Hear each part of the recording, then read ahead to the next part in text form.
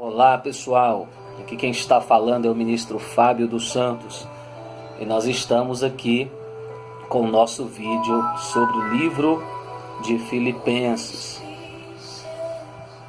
Nós vamos aprender algumas coisas básicas a respeito dessa carta que está contida no Novo Testamento, que é muito importante para você, leitor e praticante da Bíblia Sagrada. O que eu quero dizer para vocês é que essa carta de Filipenses, ela é a junção de 3 pequenas cartas ou cartilhas escritas pelo apóstolo Paulo. Eu estou com a minha Bíblia aqui e nós vamos fazer a leitura de alguns capítulos. Eu sempre vou estar mandando vídeos edificantes aí da palavra de Deus para vocês aí do outro lado das redes sociais, tá bom? E aproveitem sempre para dar aquela curtida, se inscrever no nosso canal e tocar o sininho para receber sempre as novidades, ok? Outra coisa aqui no livro Filipenses, nós temos 4 exemplos muito bons de unidade, de união aqui nessa carta, que seria o exemplo de Cristo, o exemplo do próprio apóstolo Paulo e exemplo na vida de Timóteo e Epafrodito, 2 cooperadores, sendo Timóteo aí um filho espiritual na fé de Paulo muito conceituado dentro das páginas da Bíblia Sagrada. Essa carta voltada aos cristãos, aos filipenses de Filipos, que era uma cidade, essa cidade ficava na Macedônia Oriental, a 16 quilômetros do Mar Egeu, e foi assim chamada em homenagem a Filipe II da Macedônia, pai de Alexandre o Magno. É muito bom citar esses contextos históricos junto com os textos sacros, ajuda no entendimento, é bem pedagógico. A igreja de Filipos, dentre outras coisas, foi fundada pelo apóstolo Paulo, tá bom?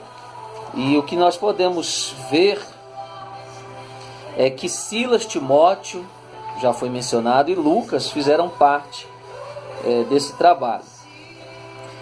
E o interessante é que eles obedeceram à visão que eles tiveram. É bom você ler o livro de Atos, é a ponte dos evangelhos para o início do cristianismo. Sem o livro de Atos, que é o único livro histórico do Novo Testamento, teria um hiato aí muito grande. Mas eles obedeceram à visão de Deus que tiveram em Troade e assim cumpriram essa chamada, fundando esse trabalho em Filipos. A igreja de Filipenses é conhecida como a igreja que sempre tinha vontade de ajudar, ajudou muito financeiramente a Paulo e os seus propósitos em favor do reino de Deus. Para quem ainda tem uma visão pequena e se escandaliza em questão de arrecadação de recursos para a obra de Deus, o apóstolo Paulo foi um dos maiores arrecadadores. Por quê? Porque é necessário investir naquilo que dá vida e vida eterna. Então seria um paradoxo você querer ver o crescimento do reino de Deus e você não investir também financeiramente. Mas eu creio que isso aí não é o problema. E vamos continuar nesse nosso vídeo a respeito da carta de Filipenses. Eu quero falar aqui de algumas prisões, tá, do apóstolo Paulo. Como introdução do estudo, é muito bom. Ele teve uma prisão domiciliar em uma casa alugada, onde ele escreveu essas 4 epístolas da prisão. Você já deve ter estudado sobre isso. E ele estava junto com os oficiais romanos. E ele tinha esperança de sair e tinha acesso aos seus companheiros. Essa é uma das prisões que Paulo passou. E tem uma segunda prisão que Paulo passou, que foi em Roma. Tá bom? Ele estava sozinho, sabia que iria morrer. Segunda carta a Timóteo, capítulo 4, versículo 6, você vai ver isso. E ele não tinha esperança de sair. Por quê? Porque já sabia que seria decapitado. Isso pelo Evangelho. Então nós vamos aqui com uma introdução no capítulo 1. Paulo e Timóteo, servos de Jesus Cristo, a todos os santos em Cristo Jesus que estão em Filipos, com os bispos e diáconos. Graça a vós e paz da parte de Deus, nosso Pai, e da do Senhor Jesus Cristo. Então aqui Paulo inicia a sua carta, uma característica peculiar das cartas de Paulo, essa saudação às pessoas que contribuíam, que faziam parte da sua vida. E agora, o versículo 3, ele começa dizendo que dá graças. Olha que lindo, né? Ele dando graças em meio a esse sofrimento, essa situação que ele estava passando, ele dá graças. E ele diz assim: dou graças ao meu Deus todas as vezes que me lembro de vós. Isso é muito importante para um ministro do Evangelho, mesmo que ele tenha muitos sofrimentos, traições, isso fazem parte da chamada daquele que realmente foi chamado por Cristo. Ele não pode perder esse sentimento de se alegrar ao lembrar do rebanho, daquelas pessoas que o seguem, o seguiram. Ele não pode perder esse sentimento de alegria por ter seguidores, pessoas que estão ouvindo, recebendo a mensagem de salvação por intermédio dele mesmo. Isso é muito importante. E ele diz aqui, fazendo sempre com alegria. Olha só, essa é uma das epístolas da prisão. Paulo falando de alegria em meio a um sofrimento. Que alegria era essa? Não a alegria do ambiente que ele estava vivendo, do momento que ele estava vivendo, porque Paulo tinha uma visão de águia, aleluia. Mas a alegria espiritual, do crescimento do trabalho, das almas que estavam aceitando Jesus, do reino de Deus sendo expandido na terra. Isso era um motivo muito grande da alegria de Paulo. As pessoas que conviviam com ele, essa comunhão espiritual como igreja. Igreja do termo eclésia, tirados para fora. É assim que somos nós cristãos. Nós somos tirados desse sistema mundano, maligno, governado pelos príncipes, pelas potestades e as hierarquias espirituais do mal, influenciando esses homens. Nós somos tirados dessa forma de raciocínio, sofisma, estamos firmados no Evangelho, somos a coluna, o baluarte da verdade. Ô glória! E ele diz aqui, fazendo sempre com alegria oração por vós, em todas as minhas súplicas, pela vossa cooperação no Evangelho, desde o primeiro dia até agora, tendo por certo isso mesmo, que aquele que em vós começou a boa obra, olha só, o homem cheio do Espírito Santo, ele já conversa, dialoga, profetizando algo de Deus sobre a vida dessas pessoas.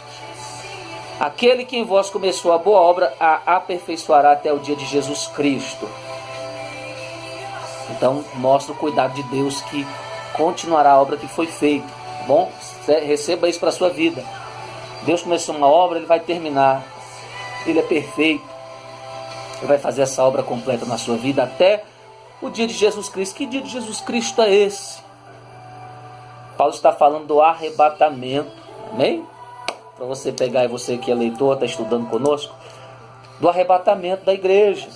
Ele fala mais a respeito do arrebatamento. Em outras cartas nós vamos ver nos vídeos referentes, principalmente Tessalonicenses está falando sobre isso. Mas o arrebatamento é o rapto, né, da igreja, ao encontro com Jesus nos ares. E aí dará início à grande tribulação e todos aqueles eventos apocalípticos futuros. Amém? Mas este é o arrebatamento, que é a maior promessa, a maior esperança nossa. Você tem que ficar ligado nisso. Viver sua vida para aproveitar esse momento. Verso 7. Como tenho por justo sentir isto de vós todos, porque vos retenho em meu coração, pois todos vós fostes participantes da minha graça, tanto nas minhas prisões como na minha defesa em confirmação do Evangelho. Porque Deus me é testemunho das saudades que de todos vós tenho em entranhável afeição de Jesus Cristo.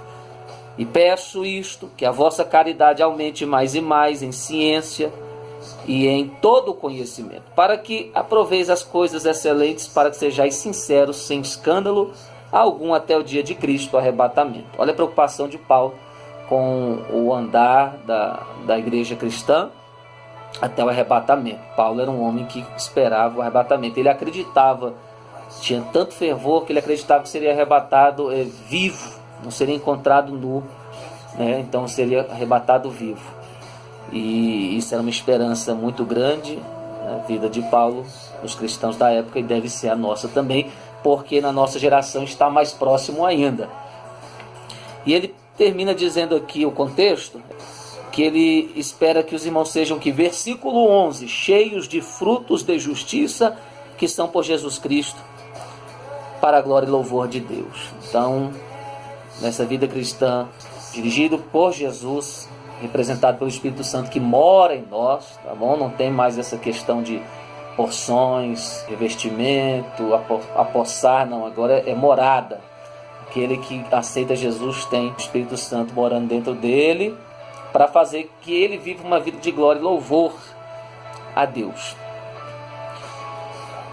Verso 12: quero, irmãos, que saibais que as coisas que me aconteceram, sei que ele está falando da prisão dele, mais especificamente, das coisas que me aconteceram contribuíram para maior proveito do Evangelho, de maneira que as minhas prisões em Cristo foram manifestadas por toda a guarda pretoriana e por todos os demais lugares. E muitos dos irmãos no Senhor, tomando ânimo com as minhas prisões, ousam falar a palavra mais confiadamente, sem temor. Então, queridos, é aquela coisa, o sangue dos mártires é a semente do cristão. Li isso em um livro muito bom. Por quê? Porque às vezes os inimigos do Evangelho, pensando que prendendo, maltratando, até mesmo matando algum cristão, vão parar a obra. Pelo contrário, vão fazer dele um mártir, vão fazer dele um referencial, um herói, e as pessoas vão ver se esse cara está disposto a passar por tudo isso, pelo que ele prega. Então o que ele prega é verdade, então eu também creio. É isso que estava acontecendo. O sofrimento de Paulo e a convicção dele de que ele estava no caminho correto motivavam as pessoas. Verdade é que também alguns pregam Cristo. Isso aqui eu vou explicar um pouquinho mais. Por inveja, porfia, mas outros de boa mente. Uns por amor, sabendo que fui posto para a defesa do Evangelho, mas outros, na verdade, anunciam a Cristo por contenção, não puramente julgando acrescentar aflição às minhas prisões. Mas que importa, contanto que Cristo seja anunciado de toda maneira, ou com fingimento, ou em verdade, nisto me regozijo, e me regozijarei ainda. Olha as palavras, alegro, regozijo, pegou? Receba isso para a sua vida, não deixe a sua alegria ser motivada, levada por questões circunstanciais, porque nesse mundo nós teremos aflições, disse Jesus. Seja espiritual, que a sua alegria será permanente, né? Tenha o seu foco nas coisas futuras. E o apóstolo Paulo, o que acontece aqui? Gente, a gente vê muita gente,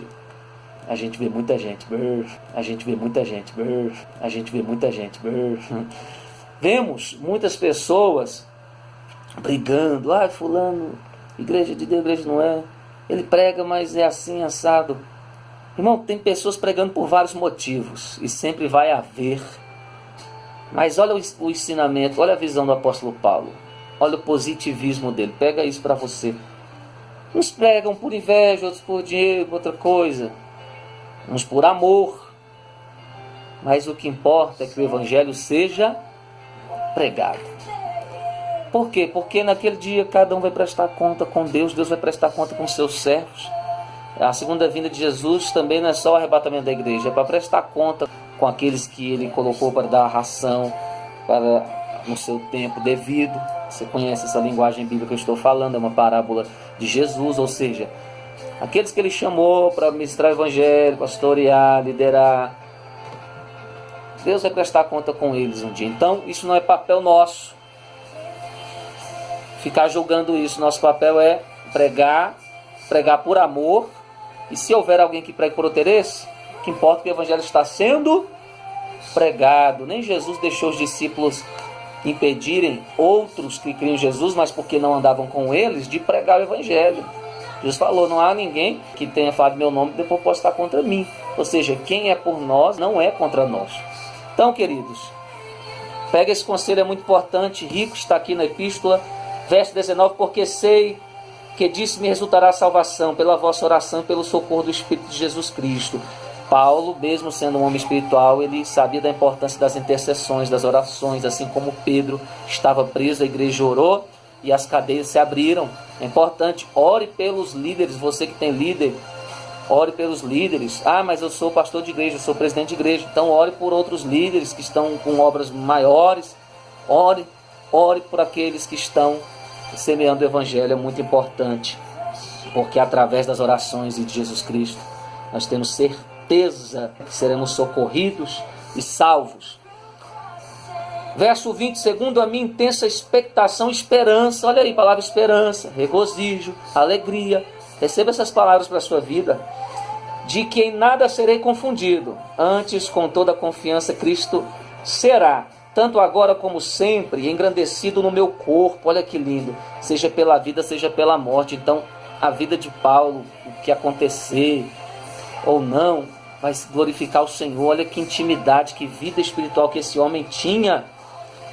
Porque para mim o viver é Cristo e o morrer é ganho. Em outras traduções, o morrer é lucro. Paulo está realmente, sinceramente dizendo que, olha, para mim o viver é Cristo. A única coisa, às vezes eu sinto isso também. E quando eu penso, acho que eu sinto isso direto, né? Mas só não penso sempre. Mas toda vez que eu penso assim no motivo da minha existência aqui na Terra, eu mesmo falo, Senhor, a minha alegria de estar aqui na Terra é o Senhor mesmo, é o Evangelho, é a chamada que o Senhor me deu, é Cristo, porque se não for isso, para mim não tem mais motivo de estar aqui nessa terra. Para mim seria melhor estar na glória com o Senhor. E esse sentimento é um sentimento movido pelo Espírito de Deus, na vida de quem realmente se entrega a Ele. Você pode se entregar a Ele. Porque para mim o viver é Cristo e o morrer é ganho. Ou seja, Paulo está dizendo, para mim melhor ainda é partir logo dessa vida. Mas se o viver na carne, esse carne aqui, não é as obras da carne de Gálatas 5, não, queridos. Não é a viver no fruto da facções, prostituições, glutonarias, invejas, etc. Não. Viver na carne é no corpo físico, no tabernáculo físico, sabe? Temporário. Aqui nessa terra. É isso que ele está dizendo. Mas se o viver na carne, eu estou no verso 22, me der fruto da minha obra, não sei então o que devo escolher. Ou seja, mas se a minha vida aqui, mesmo com essas aflições, está fazendo eu dar fruto para o Evangelho, através do Evangelho, então eu fico sem que escolher, porque eu também, assim como quero ir para a glória, estar com Cristo, eu quero também servir Ele aqui. Bonita, né, a visão, os sentimentos desse apóstolo. Mas de ambos os lados estou em aperto. Tendo o desejo de partir, estar com Cristo, ser arrebatado, é o que ele esperava, ou até mesmo a morte física. Porque isto é ainda muito melhor, mas julgo mais necessário por amor de vós. Olha só, lembra que ele falou no início que a alegria dele é o que? Eram as pessoas que estavam ao redor dele? E ele continua falando, mas por amor de vocês, mas julgo por mais necessário por amor de vós ficar na carne, ou seja, ficar vivo aqui na terra, planeta Terra, ô glória, né? Não na carne, no pecado, vigia, crente. Então eu preferia não morrer, por causa, não dele mesmo, mas por causa das pessoas. Olha aquele exemplo de amor realmente sincero, tá? O amor precisa ser sincero. Vemos dias que esse amor está se esfriando, tá? Muita hipocrisia, muita inveja, muita gente maldosa. Você precisa ser transformado se você ainda está agindo dessa forma. E tendo esta confiança, sei que ficarei e permanecerei com todos vós para proveito vosso e gozo da fé. Então, dependente das circunstâncias, Paulo tinha essa confiança. Era isso, ele estava convicto. Viver aqui para dar fruto por amor de vós. Mas se também não viver aqui, para mim é o meu alvo também estar com Cristo. Para que a vossa glória aumente por mim em Cristo Jesus pela minha nova ida a vós. Então ele falou, não, é importante eu sair daqui e voltar a ver vocês. Isso para mim também me alegra.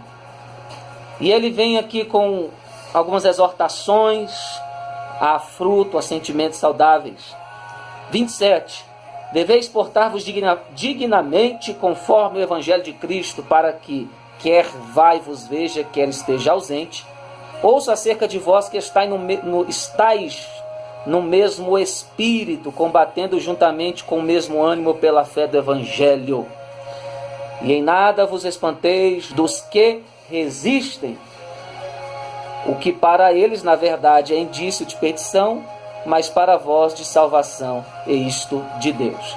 Porque a vós vos foi concedido em relação a Cristo, meu Deus, não somente crer nele, como também padecer por ele, tendo o mesmo combate que já em mim tendes visto e agora ouvis estar em mim. Olha, ele começa a dizer aqui que as pessoas que creem no Evangelho devem se portar dignamente conforme o Evangelho. É o que eu falei no início do vídeo. Para as pessoas, eu estou fazendo esse vídeo para as pessoas que leem a Bíblia e que praticam. Entendeu? Não adianta a gente estudar por só ter o conhecimento. Temos que colocar ela revelada no nosso coração, aplicada no nosso dia a dia. E a vontade dele é assim, ó, esteja eu longe ou perto de vocês, vocês obedeçam. Não porque nós convivemos num ambiente de culto, de igreja entre irmãos. É comum ver no nosso meio situações onde pessoas na presença do líder são uma coisa, fora da presença são outras pessoas. E aí? O que Filipenses está dizendo aqui no capítulo 1? Dentre muitas informações, que devemos ser dignos de viver conforme o Evangelho, estejamos supervisionados pelos nossos líderes ou não. Pega essa você aí. E ele vem dizendo que estejamos no mesmo espírito. Queridos, entra na visão. Se você não está na visão da sua liderança, você está no lugar errado. Então você tem duas opções: ou você sai ou você entra na visão. Por quê? Porque o Espírito de Deus é o Espírito da unidade, é o unificador. Então é necessária essa unidade para um fluir maior e melhor do mover, do trabalhar de Deus em um todo. Glória a Deus. E Ele quer isso, que estejamos juntos, irmãos, combatendo juntos. Olha, estamos juntos com o líder, estamos juntos na visão. Vamos combater, se for para padecer, padecemos, se for para vencer, vencemos. Mas essa unidade está aqui selada em nossos corações. Isso animaria muito a Paulo, essa unidade. E ele vem dizendo para não se preocupar com os que resistem, que, ou seja, perseguição é normal, não se escandalize, cuidado com esse evangelho de vitória, conto de fada, é uma mistura, tem momentos bons, momentos ruins, para que a gente não se apegue a essa vida aqui, porque nós estamos peregrinos aqui. E ele fala bem claro, eu quero encerrar aqui o vídeo, o capítulo 1, porque a vós os foi concedido não em relação a Cristo somente o crer, mas também o padecer por Ele. Então eu fecho esse vídeo para você dizendo, queridos, crer é bom, é necessário, é importante, é fundamento. Yes, good, that's right, é certo, mas não é suficiente. Ele é um dos elementos que a gente junta e compõe algo que nos fixa no verdadeiro evangelho. Temos o crer e o padecer. Toda vez que você padecer pelo evangelho, você lembre, estou padecendo isso por causa de Jesus, eu sofri essa perseguição, essa afronta, essa calúnia, essa perca, essa dor por causa de Jesus, do evangelho. Então estou vivendo a Bíblia, porque a mim foi confiado não somente o crer, mas o padecer. E se eu tenho os dois, quando eu padeço, eu não desisto, eu não abandono a cruz, aleluia. Eu continuo firme, porque eu continuo crendo mesmo, padecendo, porque a mim foi me dado isso, o crer e o padecer. Amém? Beijo no coração e qualquer momento fica ligado aí. Está aí o nosso canal no YouTube. Você vai ter mais acesso aos vídeos de ensinamento da Palavra de Deus. Aqui, ministro Fábio dos Santos com você, ministros da santidade, divulgando o reino de Deus, na sua simplicidade. Que Deus abençoe.